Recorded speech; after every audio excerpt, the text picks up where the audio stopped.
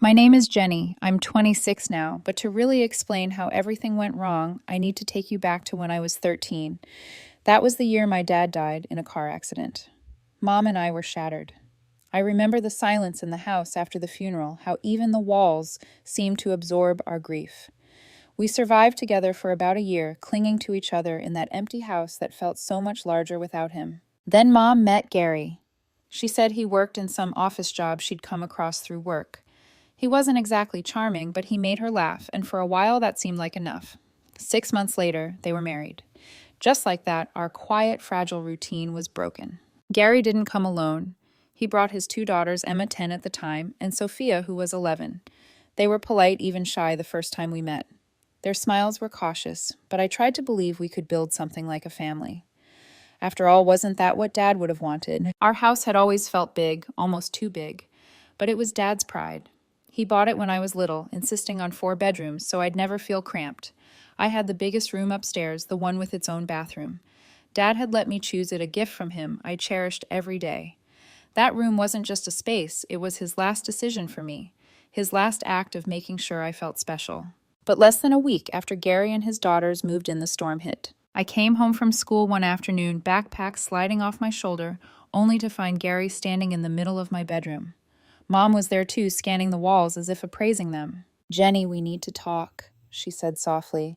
Her voice carried the same weight it had the night she told me Dad was gone, and my stomach instantly twisted. "What's going on?" I asked. Gary cleared his throat, that practiced adult tone that always sounded more like an order than a suggestion. "Listen, kiddo, we need to make some changes around here. Emma and Sophia are crammed into that little room down the hall, while you've got this huge space all to yourself. It's not fair." My pulse thudded in my ears. You want me to give them my room?" "It's the logical thing to do," Gary said, folding his arms. "They need it more than you." "No," the word escaped before I could stop it. "Dad bought this house. He gave me this room. You can't just take it away." Gary's jaw clenched. His eyes sharpened in that way that made me feel 2 inches tall. "You selfish little brat. Here I am trying to blend our families, and you can't even share." Mom reached for my shoulder, but I stepped back. The room felt smaller suddenly, the air thick and suffocating. My chest tightened, like I was drowning. I bolted, running to the bathroom and locking the door. Through the wood, I could hear their muffled voices, Gary's sharp, Mom's pleading. My name was tossed between their arguments like some bargaining chip.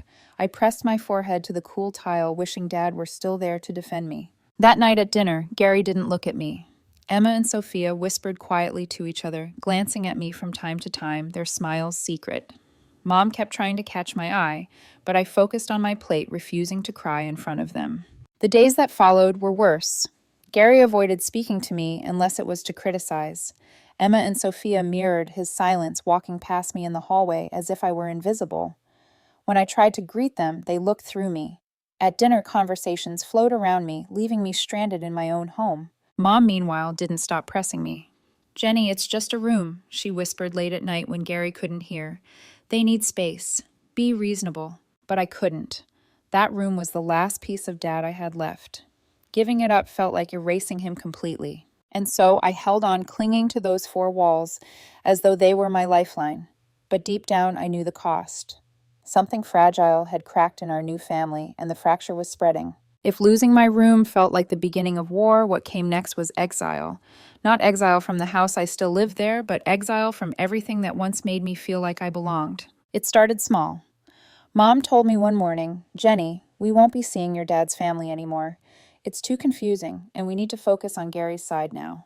Her words were careful, like she was reading from a script, but the effect was a knife. Dad's relatives, people who'd been my comfort after his death, were suddenly labeled strangers. Instead, I was ushered into Gary's world. Every Sunday, we drove to his sister Linda's house for dinner.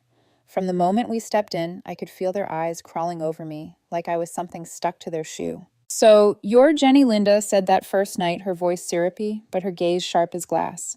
"Gary told us all about you." The pause after "all about you" made my stomach churn. I knew she didn't mean it kindly. Gary's brother cracked jokes about spoiled kids these days, glancing at me as though I were a punchline. His mother openly asked my mom, "How do you deal with her attitude right there in front of me?" I tried at first. Forced smiles, polite answers. But their contempt was a wall I couldn't climb. By the 3rd dinner, I stopped trying. I sat in silence, staring at my plate, answering with single words when spoken to. If they wanted me to be the enemy, fine. I could play that role.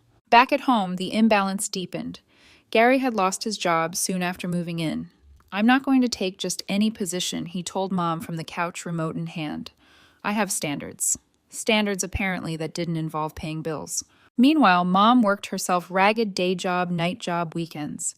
I'd hear her come home past midnight, her shoes scraping against the floor, her sighs echoing down the hallway. She was burning herself out to hold everything together, and yet none of that effort seemed to include me, because every ounce of energy she had left went to Emma and Sophia. Trips to the mall, movies, amusement parks. They'd come home carrying bags stuffed with clothes and toys, their laughter filling the house like a song I wasn't invited to sing. My 14th birthday was the clearest message yet. For Emma's 11th, Mom had hired a magician and a bounce house. For Sophia's 12th, they'd rented an entire skating rink. But when my birthday came, Mom slipped a card across the table. Inside was a $20 bill. "Sorry, honey," she said, eyes already flicking toward Emma and Sophia. "Money's tight." That afternoon, I stood by my bedroom window, watching as Mom loaded the girls into the car for another shopping trip. Their giggles floated back toward me, while I held the card in my hand like evidence of how little I mattered. I didn't cry. By then I was learning not to. But something hardened in me that day. If this house, this family was going to treat me like a shadow, then fine, I'd learn to live in darkness. Dinner became a ritual of silence. Gary would dominate the table with talk of finding the right opportunity and how people didn't respect men like him anymore. Mom would nod, her eyes tired but obedient. Emma and Sophia chimed in with stories from school, their words bright, rehearsed, almost theatrical. And me, I'd sit at the edge chewing slowly, watching, waiting. Invisible. The isolation was complete. Even when Mom tried to soften it with excuses, they're just adjusting. Jenny, give them time. The truth was undeniable. My existence had become an inconvenience. But if they thought they could erase me, they were wrong. Because in the silence and the loneliness, something else was forming inside me. Resolve. I didn't know it yet, but the very cruelties they used to push me out was building the armor I'd one day need. By the time I turned 15, I had stopped waiting for Mom to notice me.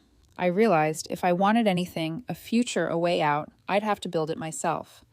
That's when I applied for a part-time job at the warehouse store a few blocks away. It wasn't glamorous, mostly stocking shelves, sweeping floors, unloading pallets. But the moment I put on that uniform vest, I felt something I hadn't in years: dignity. Every dollar I earned was mine. Nobody could take it away. Nobody could say I hadn't worked for it. Ron, my manager, was an older guy with gray streaks in his hair and laugh lines etched deep into his face. The first time I stayed late to finish reorganizing an entire aisle by myself, he raised his brows and said, "You're a hard worker, Jenny. Not many kids your age would do this without complaining." I shrugged. "I need the money." He gave me this knowing look, one that said he understood more than he let on. Saving up for college, or saving up to get out. I didn't answer, but he never pressed again. Instead, he made sure I got good shifts, good hours. And when other kids called out, he'd call me first. Work became my refuge, and Ron, though he'd never admit it, became something like a second father. My coworkers filled the gaps where family should have been. Maria always brought extra food for lunch and insisted I eat. Derek shared leftovers. His wife packed the kind that smelled like home cooking. Tanya remembered my birthday and surprised me with a grocery store cake in the break room. That night, as they sang off key and clapped for me, I laughed for real for the first time in years. Compare that to Mom's $20 bill and quick apology the year before. The contrast stung, but it also opened my eyes. Family wasn't just blood. At home, the divide deepened. Emma and Sophia came back from trips with arms full of shopping bags. Mom beamed at them as if they hung the stars in the sky. I'd slip past unnoticed change into my work vest and escape to the warehouse. The savings account I opened became my secret rebellion. Week by week, the balance grew. By the time senior year rolled around, I had almost $8,000 tucked away, enough for a deposit on an apartment and a couple months' rent freedom money. Meanwhile, Gary's contempt for me sharpened. He'd make comments at dinner about freeloaders and how once you're 18, you pay your own way. He'd look right at me when he said it, chewing slowly like he was daring me to argue. I didn't. I just let him think I was naive. But inside, I was counting down the days until graduation, when I could finally walk out of that house without looking back. Graduation day itself felt surreal. My classmates celebrated with families waving signs, throwing flowers, crying with pride. I scanned the crowd, and there was Mom standing stiff beside Gary. They didn't clap, didn't cheer. As soon as I got my diploma, they left. Emma and Sophia didn't bother to come at all. That night, while others posted photos with their smiling parents, I sat on my bed scrolling through apartment listings. No tears, just quiet resolve. The world was already telling me you're on your own. And I believed it. What I didn't realize then was that sometimes being on your own is exactly what saves you. 3 days after graduation, the hammer finally dropped. I walked into the kitchen one morning, still in my pajamas, hair messy from sleep. Mom and Gary were already at the table. They had that look, the serious faces I'd come to dread. Jenny. Mom began folding her hands like she was in church. You're 18 now. As if I didn't know that I thought, but I kept quiet. Gary leaned forward, his lips twitching into something halfway between a smirk and a sneer. You're an adult, and it's time you started making your own way in the world. The words didn't sting the way he wanted them to. I'd been bracing for this moment for years. Okay, I said flatly. They exchanged a glance thrown off by my lack of protest. Gary recovered first. You'll need to move out soon. We need that room. For what I asked. That's not your concern, Gary snapped. This is our house, and we decide who lives here. I tilted my head. Actually, it's Mom's house. Dad bought it. Gary's face flushed red, the kind of red that always preceded one of his rants. Your mother and I are married. What's hers is mine. And we both agree it's time for you to go. Mom's eyes darted nervously between us.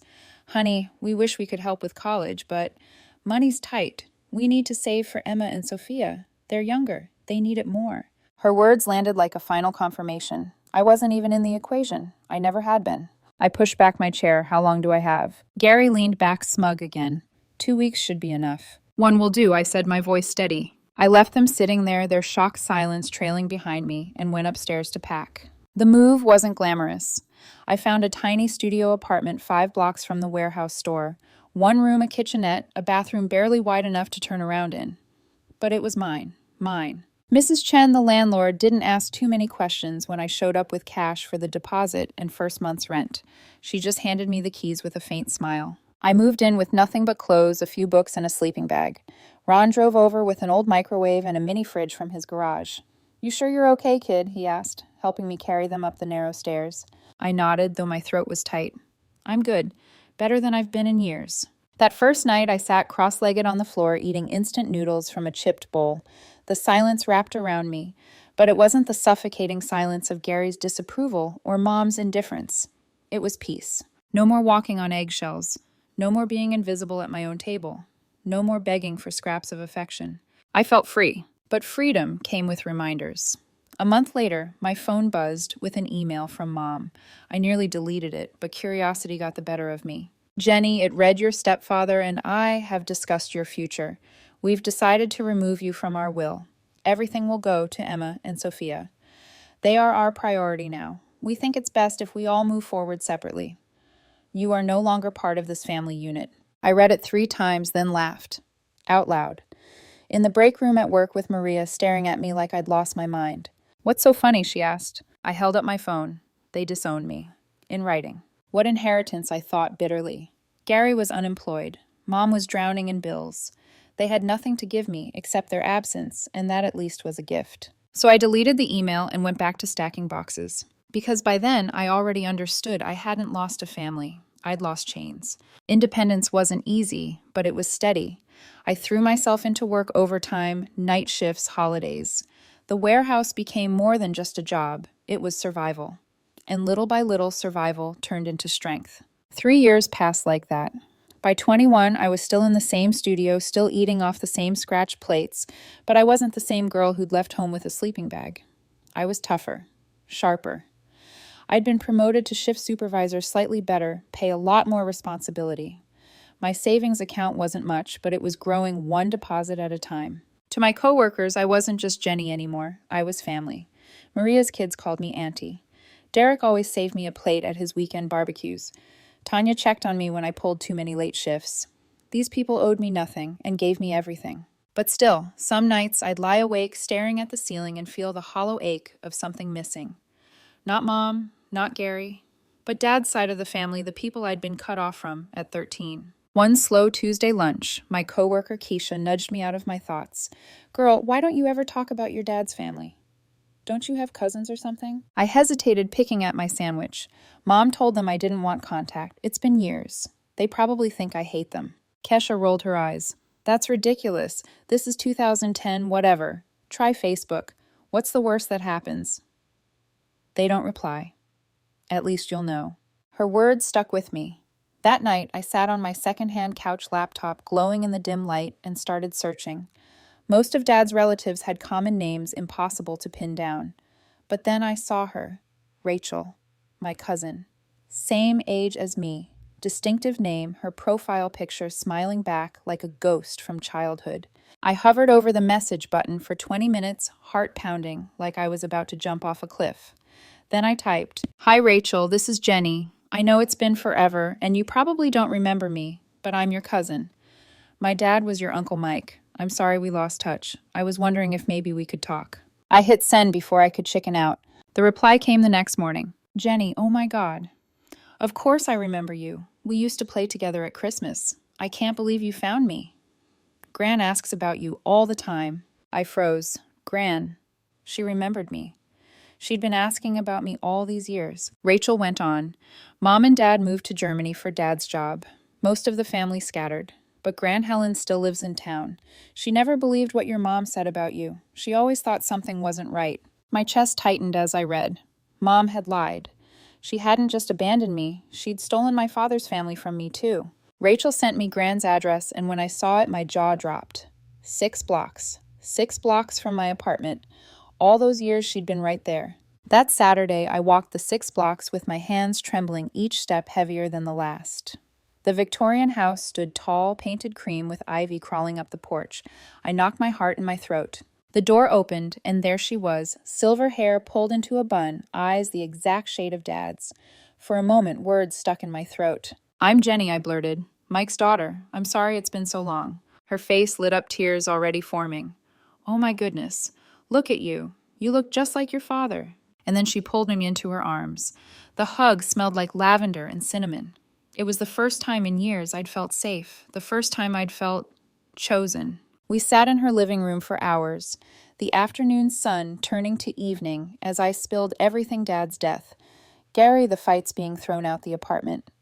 She listened quietly, her hand resting gently on mine. "Your mother told us you didn't want to see us anymore," she said, finally shaking her head. I never believed it. I never said that, I whispered. My voice cracked. She cut me off. Gran's lips thinned, anger flashing in her eyes. "That woman. I never understood what your father saw in her." And just like that, the loneliness I'd carried for nearly a decade cracked. For the first time since Dad's death, I wasn't alone. From then on, every Sunday I went to Gran's house for tea.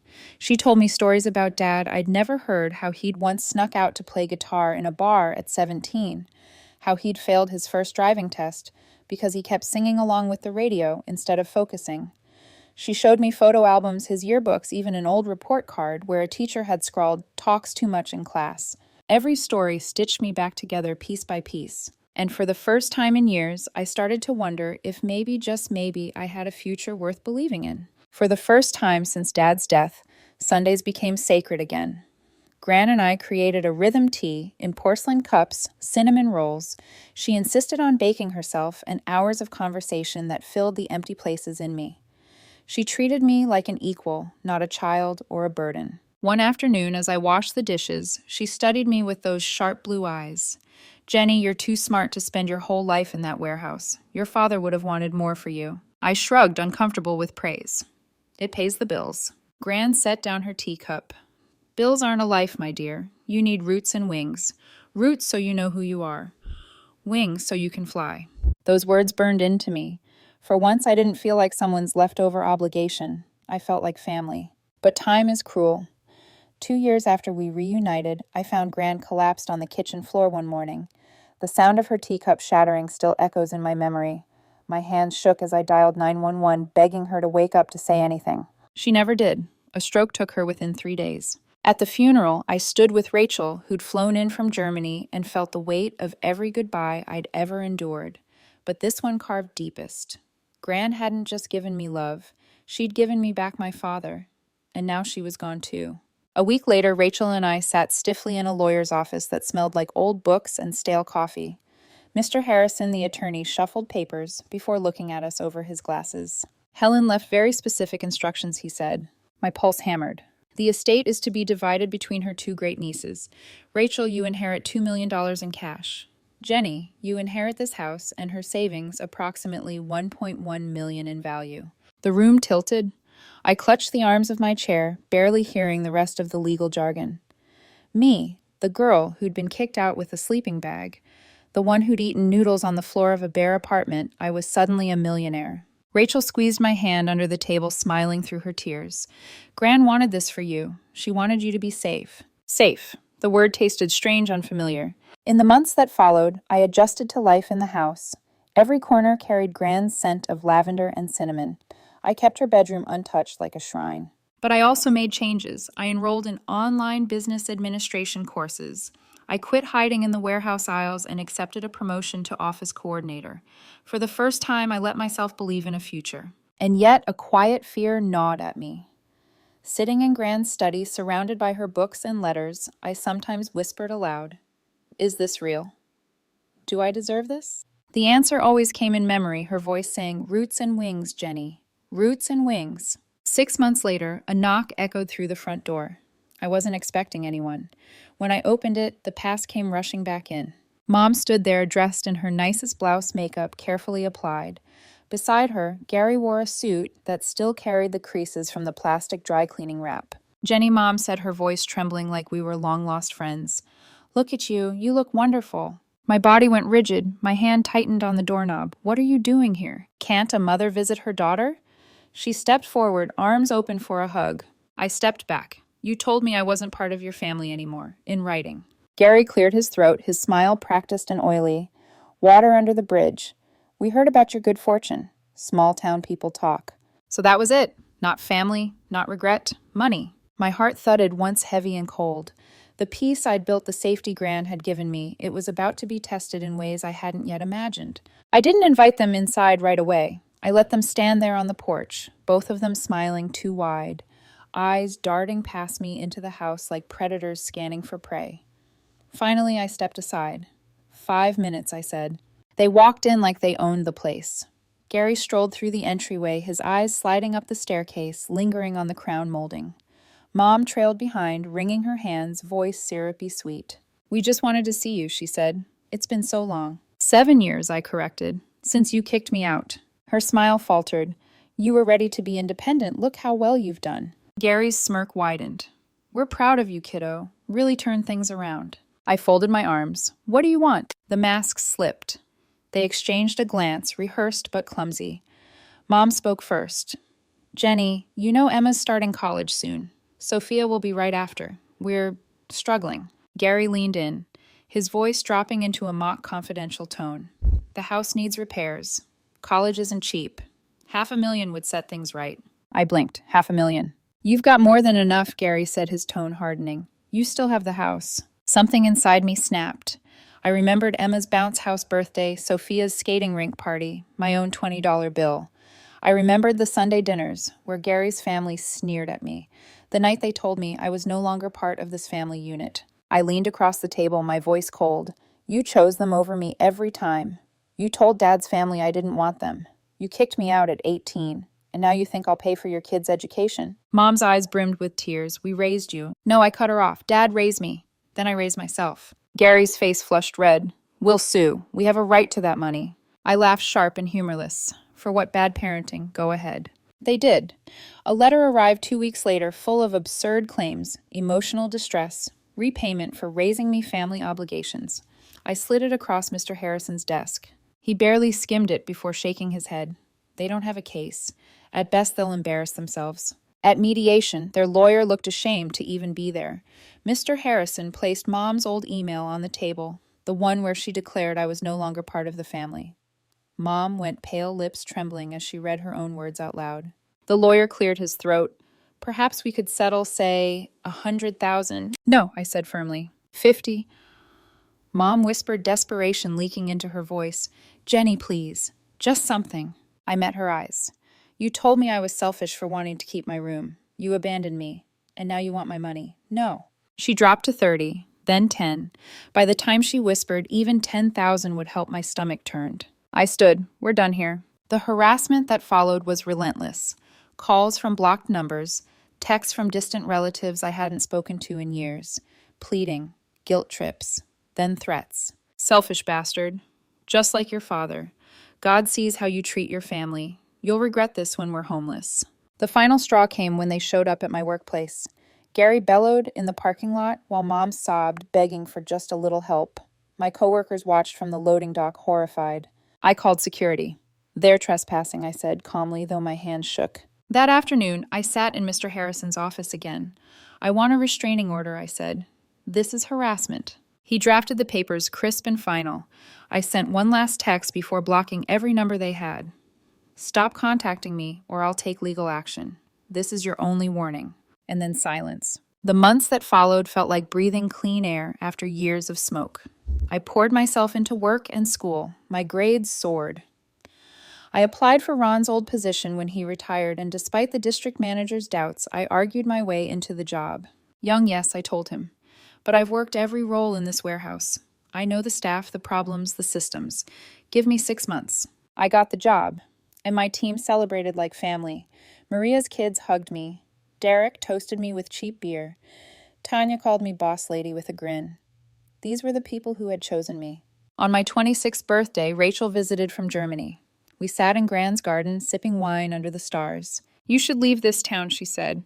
Start fresh somewhere they can't find you. I smiled, imagining mountains, forests, a place with no ghosts. After I finished school. Maybe Oregon, maybe Colorado. Do it, she urged. Gran would want you to fly. My last night in town, I drove past the house where it all began. Dad's house. The fence peeling Mom's car in the driveway, Gary's truck beside it. For a second, I thought about stopping, saying goodbye properly. But then I remembered the email. You are no longer part of this family unit. They had made their choice years ago. Now I was making mine. I pressed the gas and didn't look back. The girl who once ate noodles on a bare floor was gone. What remained was a woman with roots and wings.